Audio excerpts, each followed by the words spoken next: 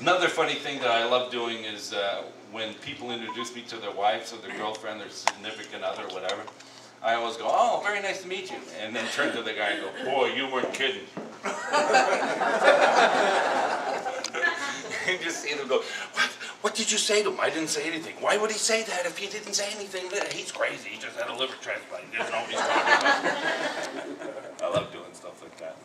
Now, at this point, is there any questions that you have about Hep C or liver transplant?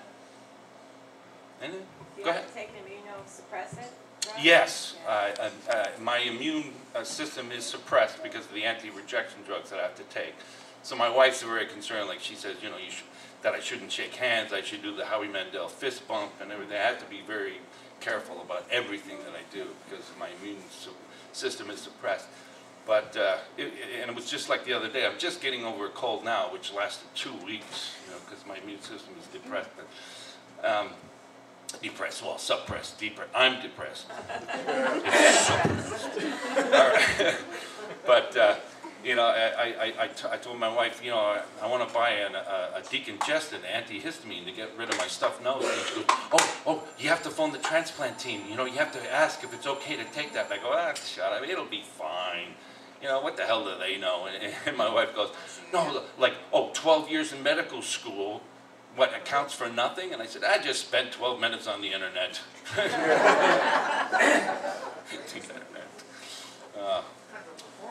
Do you have any donor thoughts?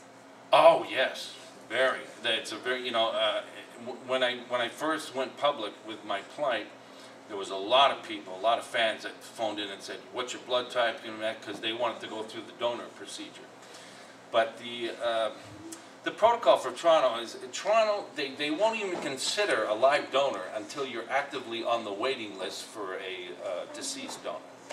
So that kind of put that out of whack. You know, there's a lot of people ready to jump in.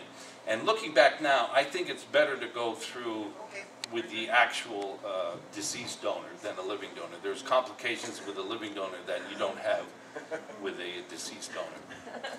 And you might want to avoid that. But I think in general, though, the idea of a donation, like I recently got a letter from the family that donated the liver to me. It was from the widow, the wife, her husband had died. And they have to keep it very vague because that's the protocol rules and stuff. It's like an adoption thing, you know. They don't want to give any information that the other person doesn't want to know, or vice versa. But I got a letter and she was saying, my husband always loved going hunting and fishing and spending time with the kids, and he always smiled. And I thought it was kind of ironic that he always smiled because I'm not a traditional smiler. I try to make people smile through my job. That's the irony there. But it was nice getting the letter. So right now I'm writing a letter back and saying, you know, yes, appreciate it. I'm not drinking. I'm not doing anything to harm myself now. But it's a true gift, second chance at life. So it's very important that I know in the United States it's just a matter of signing your driver's license. I'm not quite sure what the procedure is in Canada, but obviously there has to be something that you can find out about and sign up to be a donor. It's very important. Any other questions? Jamie?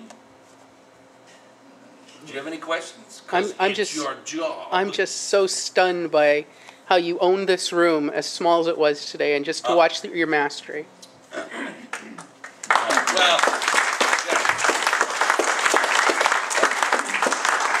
it's hard for me to take compliments, and I'm always aware, like, to put out there that, okay, I'm not, you know, because, you know, a long time ago, some guy in the press anointed me as the king of Canadian comedy, and I would always come out on stage and say, well, it's very nice, a nice intro, but I'd rather be known as the funniest comedian in my price range. And next time you come to Cornwall, we'll make sure there's a spotlight and a much bigger room. Huh? Next time you come to Cornwall, we'll make sure there's a spotlight and a much bigger room. So far, other than your heckling, it's been great. Other than you just talking at will, no, it's been fine.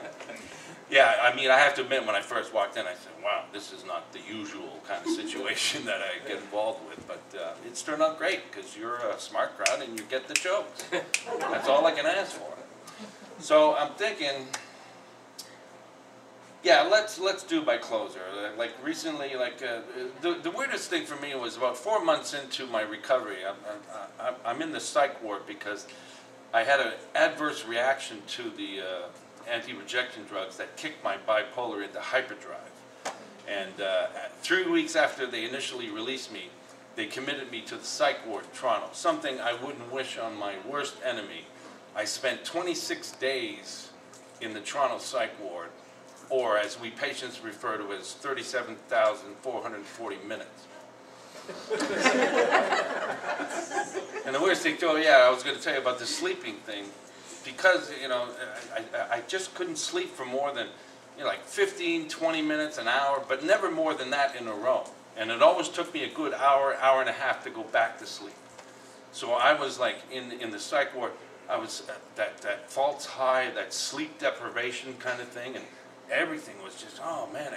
And I remember one night I asked the nurse, please, ask the psychiatrist if there's anything you can give me to help me sleep.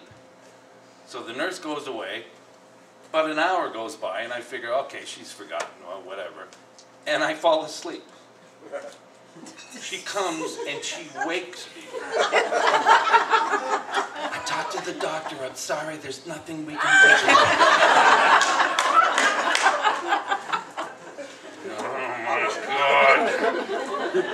And I looked up and oh, that's very funny, very funny. It's like a sitcom, right? Very funny. Got to give it up, funny. But I told the nurse, I said, look, I want you to get the psychiatrist back on the phone. Tell him I'm not having suicidal thoughts, I'm having homicidal thoughts. And if I didn't need you to go to the bathroom, I'd kill you right now. But I think the worst part, I think for me was, you have to stay, after a transplant in Toronto, you have to stay there for about 3 months in case there's any complications. You have to be close to the hospital and the team that did the transplant. So my wife, thank God, she found this furnished apartment that was close to the hospital. And we stayed there for 3 months after my transplant. And the worst thing about it though, furnished apartment, you know, it was nice and everything, but the worst part was, we only had the cheapest basic Canadian cable on TV. And that was, oh man, if you want to torture somebody, just give them basic Canadian cable. Will somebody please explain to me Honey Boo Boo? What the hell is it? Oh my God. And again, with true irony, Honey Boo Boo was on the Learning Channel. What the hell are we learning here? You watch 5 minutes of the show, you want to go to your family. I'm sorry. No, I've been way too hard on you. No, you're not grounded anymore. No, not for what you did. At least we don't have to talk in subtitles. Jesus. I'll give you that. You know, Honey Boo Boo is a prime example of just when you thought they were scraping the bottom of the barrel, they go out and make a bigger barrel. Man. Unbelievable.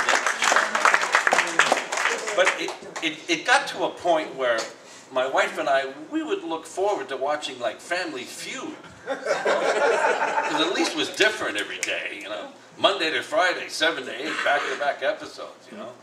But I think it was one of my first indications that I was getting my sense of humor back. We're watching Family Feud, and I turn to my wife and I say, you know, a lot of times the answers for these questions could be dead hooker.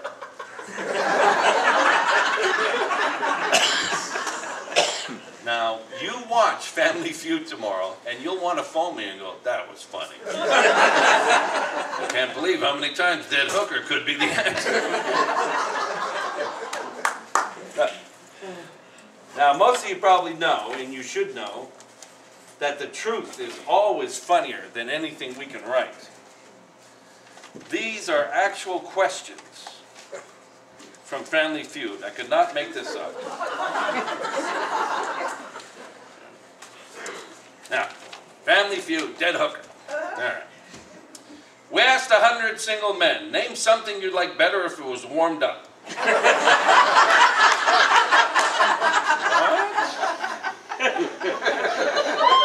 You can see how my mind works right there. Oh, there's some humor here. I think I sense it. Get the pad and paper out and write this. Thanks, Steve. Okay, I gotta phone him and thank him. Name something you have to jiggle to get it working.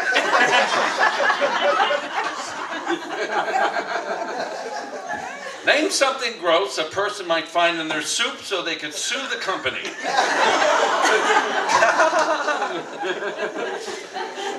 That's exactly the same reaction of some of you that my wife had. You know, I usually try out my jokes on my wife. If my wife gets it, I know they're ready for the stage. But my wife would laugh at the first two lines, but then the third one she'd always go, "Stop it! It doesn't even make sense. A dead hooker in a bowl of soup. Stop it!" Number one answer was insect or something. No, I will not stop. It's too fun. Name something a hotel maid wouldn't like to find in the bed when she's making it. Even my wife, okay, I'll give you that. They wouldn't like that. Stop it. Name something your girlfriend might tell you to get rid of that would make you want to get rid of her instead. That's a deal breaker on that one. Boy, glad I didn't marry this person. Boy, that's a deal breaker. Name the last thing you bought that made you feel sexy. Huh? That's my dead hooker. Bought her online. Yep. On the layaway plan, every pun intended.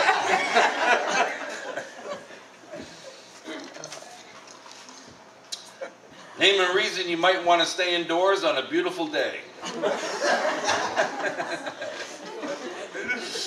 Here's the weirdest one.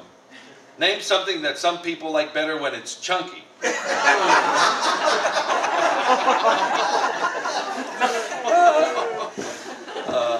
lot of explaining to the kids later. Number one answer was peanut butter. Stop it. You're not allowed to watch Family Feud anymore.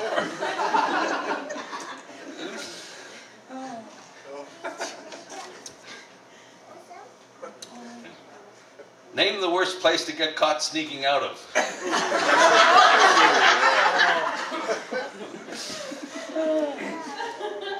Name something a neighbor might borrow that you don't want it back once he's used it.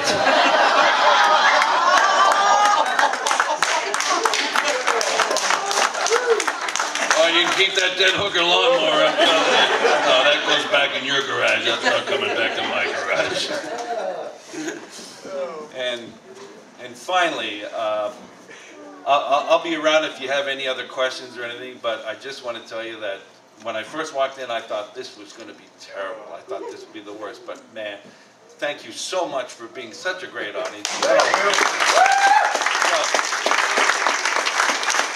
final answer to the question, Family Feud playing for $20,000, fast money. The final question, name the place where Mike got his new liver. Thank you so much. God bless you all. Good health to all.